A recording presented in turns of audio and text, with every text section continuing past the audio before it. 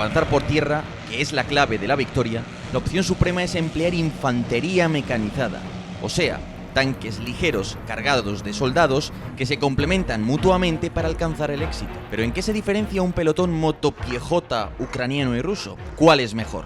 ¿Cómo se compara su doctrina OTAN y su doctrina rusa? ¿Son mejores los sargentos rusos o los ucranianos?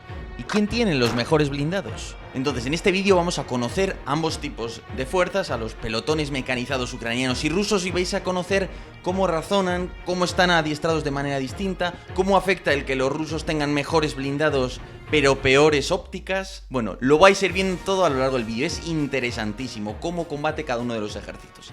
Pero bueno, dicho esto, yo soy Yago Rodríguez, bienvenidos a todos los que formáis parte de la comunidad interesada en asuntos militares en español, y ahora, ¡comencemos!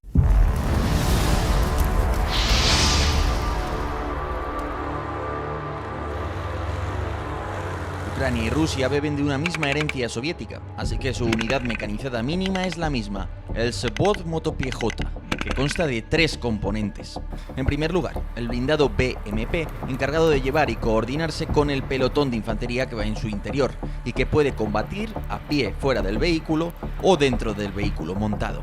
En segundo lugar, el propio pelotón Vзвod de infantería, que se subdivide en un equipo de maniobra, que solo incluye a 3 fusileros, y al equipo de fuegos, armado con 3 o 4 hombres, dotados de ametralladoras, rifles de precisión o bazucas. Toda la unidad está comandada por un sargento, y el equipo de maniobra está dirigido por el cabo más experimentado de la unidad.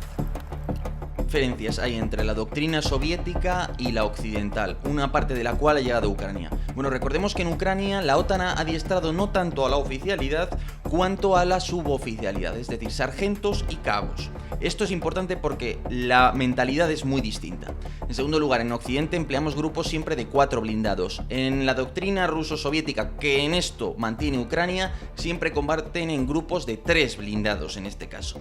Por ejemplo, los soviéticos en sus últimos años daban mucha importancia a avanzar rápido por tierra. Consideraban que era fundamental poder ser más rápidos a la hora de destruir una posición y proseguir el avance. Entonces le daban mucha importancia al asalto montado. ¿Qué es el asalto montado? A que yo me acerco lo máximo posible a la posición a asaltar con la infantería dentro del vehículo. En doctrina anterior soviética y en doctrina occidental, tú sacas a tu infantería a bastante distancia del objetivo. Los rusos, por el contrario, lo que han intentado y lo que han implementado en su doctrina es sacar a tu infantería cuando estás bastante más cerca del objetivo. Por último, en el marco de ese modo de pensar, tú quieres que tu infantería pueda disparar desde dentro del vehículo. De hecho, los BMPs tienen troneras por las que los soldados pueden asomarse y disparar el fusil. Esto en los vehículos occidentales es impensable. La infantería para combatir siempre tiene que salir del vehículo. Hay 3 claves que diferencian a los pelotones mecanizados rusos y ucranianos. Primero, los suboficiales ucranianos, sargentos y cabos, han recibido adiestramiento OTAN, el cual enfatiza la autonomía de decisión y la flexibilidad del suboficial, lo que contrasta con la doctrina rusa, en la que el suboficial se adhiere y ejecuta mecánicamente las órdenes. Debido a lo anterior, es posible observar un mayor número de suboficiales ucranianos equipados con radios, lo que les hace más flexibles y permite desgajar la unidad y separar, por ejemplo, al equipo de maniobra del de fuegos a varios cientos de metros. Segundo, desde el comienzo de la guerra, la prensa rusa se ha hecho eco de la carencia crónica de infantería mecanizada, lo que provocó y provoca que los BMP rusos lleven poca o ninguna infantería detrás, aunque la movilización rusa promete parchear esta carencia con reclutas. Tercero, en promedio, la infantería mecanizada rusa cuenta con mejores blindados y con una infantería, yo diría, algo mejor armada, aunque algo peor dotada en sus ópticas para los fusiles que su contraparte ucraniana. Un asunto de equipamiento. Ambos ejércitos usan ampliamente el BMP-1, el BMP-2 y el BMP-3 en el caso de Rusia, todos ellos muy rápidos y móviles. Todos ellos anfibios, con capacidad para navegar y vadear un río, y todos ellos con un blindaje limitado, y es que los 3 aprovechan la coraza frontal con un gran ángulo de inclinación que, combinada con el bloque motor, protege de bazucas, metralla y cañonazos de pequeño calibre. Eso sí, el BMP-3 ruso está algo mejor protegido que sus 2 predecesores. En cuanto al armamento, el BMP-2 y 3 cuentan con un potente cañón automático de 30 milímetros y las correspondientes ametralladoras, pero el BMP-3 además tiene un cañón de 100 milímetros capaz de lanzar misiles o proyectiles con un potente explosivo. Por último, el BMP-2 carece de visión infrarroja moderna, aunque dispone de un visor estabilizado hasta los 35 km/h. Por su parte, el BMP-3 ruso cuenta con ópticas plenamente estabilizadas y más modernas, siendo el único de los 3 BMPs con capacidad real de combate nocturno. ¿Cuál es el vehículo de combate de infantería más típico de los ucranianos ahora mismo? El BMP-1P. Que es igual que todos los BMPs, pero a menudo cuenta con algo de blindaje adicional en la torre y a menudo cuenta con 6 lanzafumígenos para tender cortinas de humo, lo cual es muy útil. Ahora bien, ¿cuáles son las graves carencias de este vehículo de los años 60 y 70? Primero, el cañón y las ópticas no van estabilizadas, así que cuando voy por el terreno voy haciendo así todo el rato, ¿no? Esto es muy importante porque ya no solo es que tenga que frenar para abrir fuego, lo cual consume un tiempo precioso, sino que como no voy viendo dentro del blindado porque las ópticas están haciendo así todo el rato, pues es muy difícil que yo detecte que me están disparando hasta que es demasiado tarde. En cambio, un vehículo que vaya estabilizado, aunque no tenga ni una mira térmica, pues por lo menos puedo ver lo que tengo delante. En segundo lugar, no tiene un cañón automático, no es como un BMP-2 o cualquier VCI moderno que te dispara ráfagas de 30 milímetros muy rápido, ¿no? Sino que tiene un cañón más grande, pero que solo dispara un proyectil. Y además lo tiene que recargar el propio tirador, con un problema adicional. Y es que está muy mal controlado el humo, el propelente quemado, de tal manera que fijaros en este vídeo cómo le va a la cara completamente al tirador. Es decir, que tú estás inhalando todo eso. Y por si todo esto fuera poco, el sistema de tiro, la dirección de tiro es horroroso. ¿Por qué? Porque es un sistema antiguo que al final se basa en ojímetro, ¿no? Se llama estadiométrico, pero al final tú en la mira tienes una referencia que te dice a 2,7 metros, a 400 metros tiene este tamaño, a 600 este y a 800 este. Porque 2,7 metros era la altura de un tanque occidental de la Guerra Fría. Claro, si tú ves a una persona, puedes asumir que mide 1,70 m como regla y a partir de ahí tendrías que hacer tus cálculos, pero son cálculos que a menudo tiene que hacer de cabeza el propio tirador. Entonces imaginad lo que es inhalar el humo, estar recargando el cañón porque todo el trabajo lo hace él solo en la torre y encima tener que estar haciendo cálculo mental. Vale, si veo esa casa que medirá cada planta 2 metros, pues voy a calcular la distancia en la que está. La única ventaja que tiene este blindado es que, bueno, es muy rápido, al fin y al cabo protege de balas y de metralla, esto es cierto, y sobre todo, el cañón tiene una penetración muy grande, entonces es difícil dar, mucho más que con otros blindados, pero si la tripulación tiene mucha experiencia disparándolo, o ya has calculado de antemano las distancias por mapas y por una serie de maneras, pues entonces sí que es verdad que como te acierte, te pega un pepinazo bastante bueno. A efectos prácticos, el material básico de los infantes de ambos países es similar. Fusiles Kalashnikov dotados de lanzagranadas acoplables y abundantes bazucas desechables, principalmente RPG-22 de herencia soviética, pero los ucranianos también cuentan con AT-4 estadounidenses o C-90 Instalaza españoles recién donados. De otro lado, los rusos confían en sus armas desechables más modernas, como la bazuca termobárica Shmel.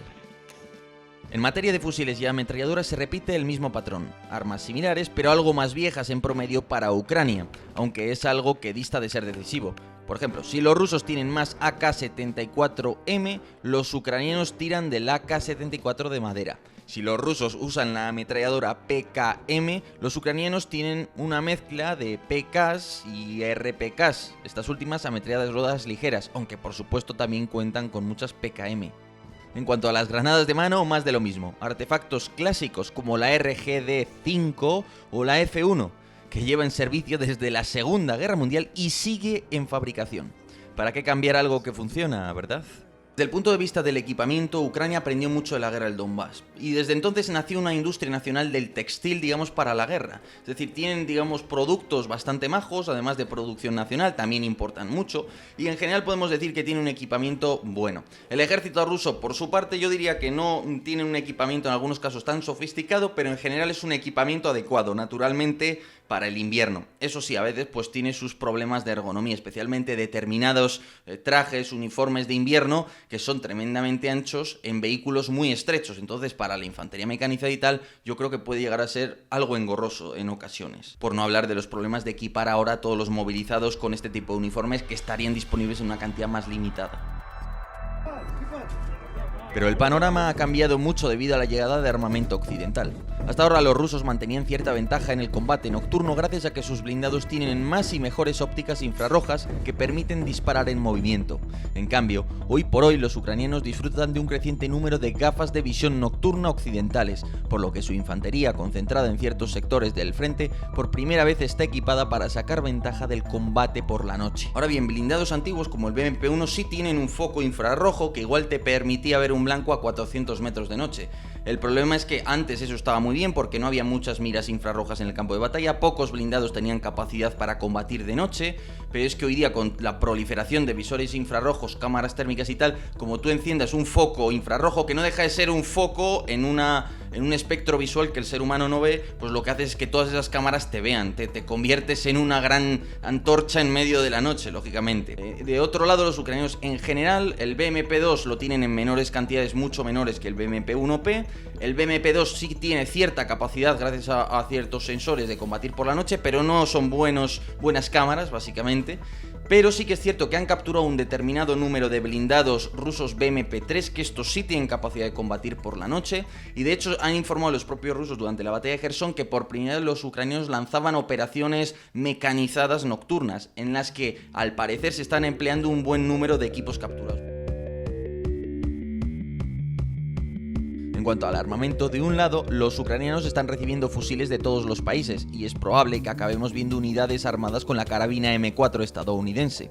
De otro lado, los rusos han invertido en adquirir un buen número de AK-12, una buena arma, el último sustituto del AK-74, que sin embargo está desaprovechada porque hay pocas miras y ópticas disponibles.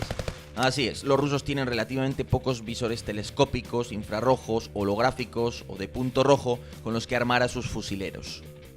No, pensad que en una unidad normalmente, si tú quieres tener cierta potencia de fuego adicional, tienes un tirador escogido, ¿no? Que no un tirador selecto. El tirador escogido es una persona que al final tiene una óptica algo mejor, con más aumentos, más magnificación, que por tanto puede disparar a mayor alcance. A veces se le dota de un fusil incluso con un calibre algo mayor para poder tirar a mayor distancia. Entonces esta persona es importante para darle esa potencia de fuego adicional a la unidad. A eso hay que sumarle el crowdfunding. Sí, ante la carencia de ópticas de ambos ejércitos, muchas de las iniciativas de donaciones, al fin y al cabo, lo que han buscado es compensar esas carencias, y en ambos ejércitos está llegando mucho material de este tipo, mucho telémetro láser, muchos accesorios para fusiles, pero sobre todo muchas ópticas, tanto diurnas, con varias magnificaciones, como nocturnas. Yo diría que en este caso, mayoritariamente se ha beneficiado el ejército ucraniano, pero es una impresión mía por lo que se publica en redes, lo cual no es objetivo. El combate. Elijamos los dos BMP más populares en ambos ejércitos. El BMP-1P en el caso de Ucrania y el BMP-2 en el caso de Rusia. Un Sopwith motopiejota ucranio y otro ruso reciben la orden de tomar una posición avanzada sobre un ligero promontorio. El pelotón ruso se las verá con la defensa territorial ucraniana, mientras que el pelotón ucraniano se enfrentará a los Moviks, esto es, los reclutas recién movilizados por Rusia. Es decir, que ambos se topan con las peores tropas del ejército adversario, eso sí, que tienen la ventaja de estar defendiendo. Moviks y territoriales tienen un valor de combate equiparable, uniforme básico, habilidades mínimas y armamento elemental consistente en fusiles viejos, alguna ametralladora PK de las antiguas y un puñado de RPGs de un solo uso, que son más fáciles de usar que un RPG-7, por ejemplo. Los Territorials tienen más experiencia y moral que los Moviks, pero estos últimos cuentan con más material pesado obsoleto que, pese a ello, les da buena potencia de fuego, como cañones antitanque, cañones sin retroceso y similares. Pues lo que estamos haciendo básicamente es plantear el mismo escenario, ¿verdad? Ambos pelotones van a tener que atacar la misma posición. ¿Con qué van a atacarlos? Pues van a hacerlo cada uno de ellos con dos blindados con sendos pelotones en su interior, ¿no? ¿Por qué dos y no tres, que es lo que marca la doctrina ruso-soviética? Porque entendemos que debido al desgaste de la guerra, cada uno de los pelotones ha perdido un tercio de su fuerza. Por tanto, están operando con dos y no con tres blindados cada uno de ellos. Por último, ¿a quién se enfrentan? ¿En qué clase de resistencia vamos a asumir que tienen delante? Bueno, pues vamos a asumir que en ese promontorio hay un par de trincheras. Cada una de esas trincheras está ocupada por 10 hombres. y en el reconocimiento se ha detectado una de las trincheras, que es la que se está saltando, que es la que se cree que es el puesto avanzado, pero no han detectado la otra, que está un poco cubierta en un bosque, ¿no? Entonces la idea es que al aplicar el escenario veamos qué sucede cuando descubren que hay una segunda trinchera. Y en ambos casos pues van a ser trincheras en las que están esos movilizados rusos o esos territorials ucranianos, esas fuerzas básicamente entrenadas, muy elementales, ¿no? Pero que están a la defensiva y dentro de una fortificación, claro. Ucranianos y rusos desechan realizar un ataque nocturno debido a que sus blindados son poco adecuados. Asimismo, los rusos solo tienen un fusil con visor nocturno entre los dos pelotones, y aunque los ucranianos suman hasta 4 o 5, sigue siendo insuficiente. Ambos bandos prefieren atacar de día. Con todo, los ucranianos se permiten hacer un reconocimiento nocturno antes del ataque para aprovechar sus gafas de visión nocturna, así que envían un pequeño equipo de fusileros que aprovechó sus gafas para hostigar a los defensores rusos por la noche. Por cierto, ambos ejércitos han recurrido mucho a los jinetes de tanques, es decir, esa tradición casi que viene de la Segunda Guerra Mundial por la que la infantería ni dentro de los blindados ni nada, se sube a ellos, da igual si son carros de combate, si son vehículos de combate de infantería, y se acerca así a la posición. Es muy interesante porque el BMP, y aquí veis una foto mía metido en un BMP, yo soy una persona de estatura media, 1,75 m aproximadamente, por tanto ya veis que para una persona como yo es bastante estrecho, imaginaos para alguien alto, por tanto es muy poco ergonómico y la posición, fijaros, con las piernas ahí para arriba es muy poco adecuada, ¿no? ¿Qué sucede? Que a veces es complicado desembarcar del BMP, cuesta mucho salir, por eso muchas veces la infantería lleva abiertas las puertas para poder salir con mucha más velocidad, y además hay una creencia, un miedo a las minas o un deseo de salir, desmontar rápidamente, que lleva a que en ocasiones también esté todo el mundo subido en el BMP. Por doctrina, el plan de ataque ruso enfatiza la velocidad a costa del riesgo, así que los BMP-2 se aproximan rápidamente hasta solo 1 kilómetro de las posiciones ucranianas, y ahí desembarcan a su infantería, que avanza en línea hacia la trinchera. En contraste, la doctrina ucraniana, aprendida gracias a la OTAN, prefiere disminuir el riesgo ralentizando el ataque. En este caso, los ucranianos desembarcan no a 1, sino a 2 kilómetros. Lo malo del ritmo de avance más lento es que expone a los ucranianos a sufrir andanadas de mortero y artillería, pero a cambio les permite descubrir a tiempo posiciones ocultas y minas, y les da más opciones de retirarse llegado el caso.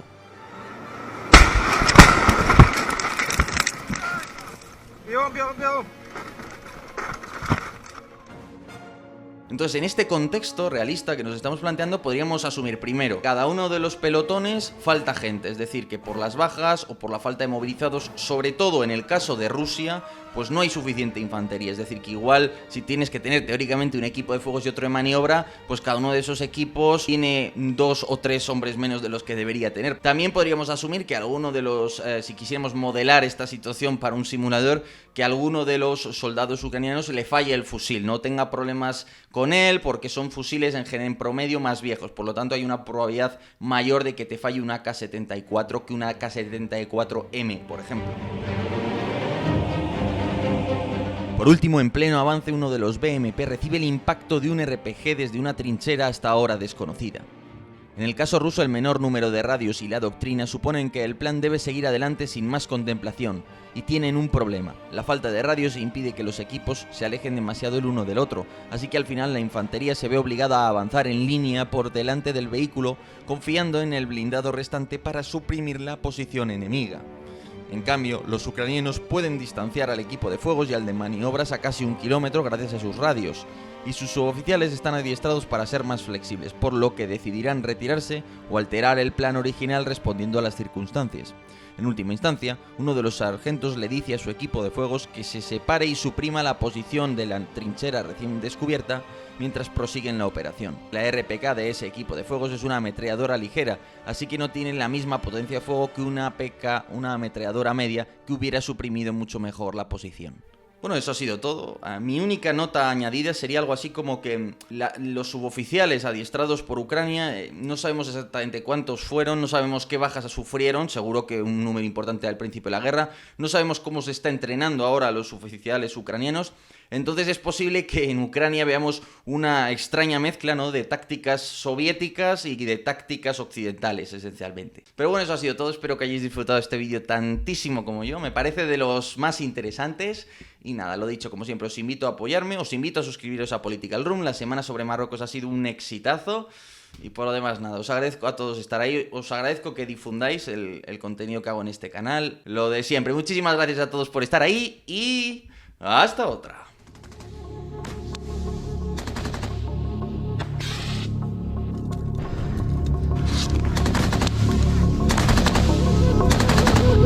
Pues sí.